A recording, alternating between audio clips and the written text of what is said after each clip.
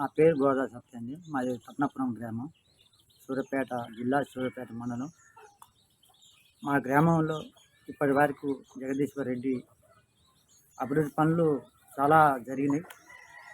సూర్యాపేట కానీ, పట్నాపురం గ్రామాలు కానీ, మంచినీళ్ళు వాటర్ కానీ, కరెంటు కానీ, గ్రామాన ఐకేపీలు కానీ, సీసీ రోడ్లు నిర్మాణం కానీ, మురికి కాలువలు కొద్దిగా వాటికి బడ్జెట్ లేదని మురికి కాలువలు ఒకటి ఆపేశారు.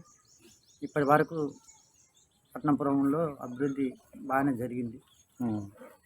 మన సూర్యాపేట జిల్లాని కూడా చాలా వరకు అభివృద్ధి చేశారు.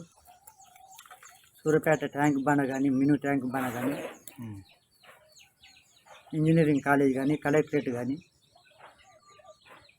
మన ఏరియా హాస్పిటల్ నుంచి ఈనాడు రోడ్డు వరకు కూడా డబల్ రోడ్ చేసి చాలా అభివృద్ధి పనులు కార్యక్రమంలో జగదీశ్వర్ రెడ్డి ముందు దూసుకుపోతుంది. కాబట్టి ఇంతకుముందుకు ఏ నాయకుడు కూడా మాకు ఇంత అభివృద్ధి పనులు చేయలేదు. కాబట్టి ఖచ్చితంగా మాకు అభివృద్ధి జగదీశ్వర్ రెడ్డి వల్లనే జరుగుద్దని చెప్పి మేము జగదీశ్వర్ రెడ్డిని గెలిపించుకున్నాం. దానివల్ల మాకు దామోదర్ రెడ్డి ఓడిపోవడానికి ఎందుకు కారణం ఏంటి? దామోదర్ రెడ్డి ఓడిపోవడానికి ఇంత ముందుకు ఆయన కింద ఉన్న చెంచకాలు కూడా ఆయనకు అడ్డుపడి ఆయనతో పనులు కాకుండా అంతా ఆగం చేసి కొట్ల మీద తలిగి లంచాలు వసూలు చేసుకుంటూ ఆయనని ముందు ఎదగకుండా చేసి దానివల్లనే ఆయన చాలా వెనకబడి ఉండు. ఆయనకు తోడు రమేష్ రెడ్డి ఒకడు. పార్టీలు రెండు పెట్టుకోవటం వల్ల కదా వాళ్ళకు రెండు పార్టీ ఇద్దరి మధ్యలో విరోధం పెరిగి కూడా ఓడిపోవడం కొద్దిగా కారణం అనుకుంటున్నాం మేము. అంటే ఒట్టే చేయనయ్య ద్వారా ఏమైనా ఓట్లు చీలే అంటారా? ఒడ్డజేనే వల్ల ఆయనకు దాదాపుగా ఆయన కూడా మన మంత్రి మనిషి కాబట్టి ఆయన వల్ల కూడా ఒక 150 ఓట్లు టీఆర్ఎస్ నుంచి ఆయనకు మైనస్ అయిపోయినాయి. ఓట్లు చాలా వరకు చేరినాయి. ఎందుకంటే ఆయన కూడా చిన్నపాటి ఒక నాయకుడిగా రత్నపురం గ్రామానికి కూడా అప్పుడప్పుడు వచ్చిపోతుండేది. ఆయన కూడా జగదీశ్వర్ రెడ్డి మనిషి అనుకున్నాం, కానీ వాళ్ళ మధ్యలో ఇద్దరి మధ్యలో ఏం తేడా జరిగిందో తెలియదు. ఆయన వల్ల కూడా 100 ఓట్లు మాత్రం ఇక్కడి నుంచి క్రాస్ అయింది. అంటే బీఆర్ఎస్ ప్రభుత్వం ప్రవేశపెట్టిన పథకాలు ఈ ఊరిలో అంటే ఈ గ్రామ పంచాయతీలో ఎంతమంది లబ్ధి పొందారు? బీఆర్ఎస్ పెట్టిన పథకాల వల్ల రైతు బంధువు కానీ, రైతు బీమా కానీ, ముసలోళ్ళ పింఛన్ కానీ, ఇంటింటి నల్ల నీళ్ళు కానీ చాలా వరకు ఇలా అభివృద్ధిగా రైతులు అయితే ముందే ఉండరు. ఈసారి కాంగ్రెస్ గెలిపించుకోవడం వల్ల కూడా ఇంతవరకు రైతు బంధువు అనేది 3 ఎకరాల కాంచి 3 ఎకరాలకి పడేయని అంటారు. ఇంతవరకు మనకు డబ్బులు పడే అవకాశం ఇంతవరకు రాలేదు. నాకు కూడా ఒక 3 ఎకరాల 40 గుంటలు ఉంది, 23 గుంటలు ఉంది. నాకు కూడా 3 ఎకరాలకు పైసీలకు ఉంది కాబట్టి ఇంతవరకు నాకు కూడా రైతు బీమా పడలేదు. నాకు ఒక్కనికే కాకుండా కూడా రైతులు చాలామంది సన్న కారు రైతులు ఉన్నది 6 ఎకరాలు 7 ఎకరాలు నిండా 10 ఎకరాల రైతులు మన రత్నపురం గ్రామంలో ఎవరు లేరండి. ఇంతవరకు అయితే 3 ఎకరాలకే పడేయంట. ఇంతవరకు రైతులు కూడా చాలా ఇబ్బందుల మీద ఉంటారు రైతు బీమా పడక. ఇప్పటికి కూడా పంటలు సగం వరకు వచ్చినాయి. ఇంతవరకు రైతు బీమా పడలేదు, రైతు బంధువు లేదు, కళ్యాణ లక్ష్మి కూడా లేదు. ఇలా అది పెట్టడు అది కూడా తెలియదు. చాలా 6 పథకాలు అని చెప్పిండు. 6 పథకాల వల్ల కూడా ఇంతవరకు ఏ పథకం కూడా ముందు బతకట్టు లేదు.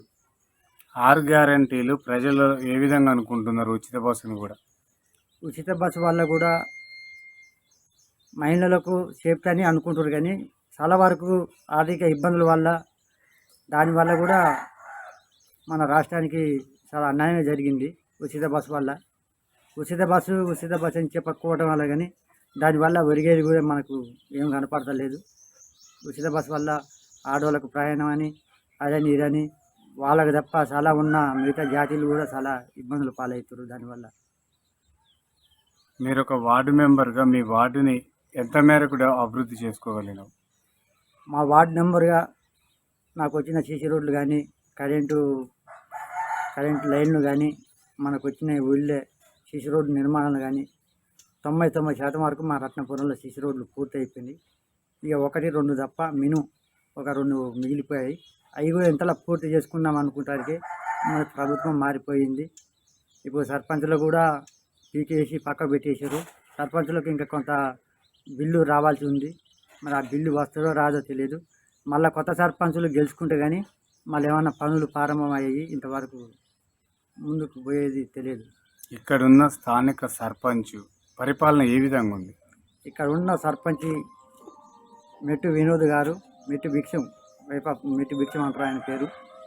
ఆయన ఇంతవరకు రత్నపురం గ్రామంలో అభివృద్ధిగానే చాలా వరకు ముందు దూసుకెళ్ళిండు. ఆ అబ్బాయిని గెలిపించుకున్న కాంచి మా రత్నపురం గ్రామంలో ఎటువంటి గొడవలు కానీ కేసులు కానీ ఎటువంటి అరాచకాలు కాకుండా రత్నపురం గ్రామానికి సహకారం ఇస్తూ అభివృద్ధికి ముందు దూసుకుపోవడానికి మాకు చాలా సహకారం అందించారు.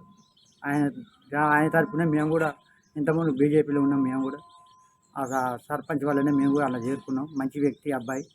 ఆయన వల్ల అభివృద్ధి పనులు చాలా జరిగినాయి. ఒకటి రెండు మిగిలితే మళ్ళీ చేపించుకున్నాం అనుకుంటారు. ఇంతలా ప్రభుత్వం మారిపోయింది. ఇంతలా సర్పంచులు కూడా పక్కకు పెట్టేశారు. ఉప సర్పంచ్కి చెక్ పవర్ ఇచ్చారు కదా, ఉప సర్పంచ్ సర్పంచ్ కలిసి మీకు మంచిగా పనులు చేసిరంటారా ఊర్లో? సర్పంచ్ ఉప సర్పంచ్ మంచి జోడడ్డలాగానే కలిసిపోయి మంచిగానే పనులు చేశారు. ఎటువంటి విరోధాలు లేకుండా కూడా ఇద్దరు కలిసి పనులు చేసుకుంటూ గ్రామాన్ని అభివృద్ధి కోసం మాకు వార్డు నెంబర్లతో వార్డు నెంబర్లతో సహా మమ్మల్ని కూడా ఎంటబెట్టుకొని ఏ పని ఉన్నా అందరం మా సమీక్ష వల్లనే గ్రామ అభివృద్ధిని నడిపించుకున్నాం. మళ్ళా కూడా సర్పంచ్గా ఇప్పుడున్న వినోద్ కుమార్ అనే వ్యక్తే మళ్ళా ముందుకు రాబోతున్నాడు. గెలుస్తాడా రెండోసారి? సర్పంచ్గా ఈడ ఒక 4 నుంచి 5 సార్ల వరకు కాంగ్రెస్ నుంచి 5 పోటీ పడుతున్నారు. టీఆర్ఎస్ నుంచి మళ్ళీ మాజీ సర్పంచ్ ఉండాలని ఆయన ముందు పడుతుంది కాబట్టి సర్పంచ్గా గెలిచే అవకాశాలు ఉన్నాయి. మీరు ఒక ముదిరాజుగా మూసీ చెరువుల సభ్యులా మీరు? మేము ముచి క్యాంప్ చెరువులో మేము. నా పేరు గోదా సత్య అండి. మాది రత్నాపురం గ్రామం, సూర్యాపేట జిల్లా, సూర్యాపేట మండలం. మా గ్రామంలో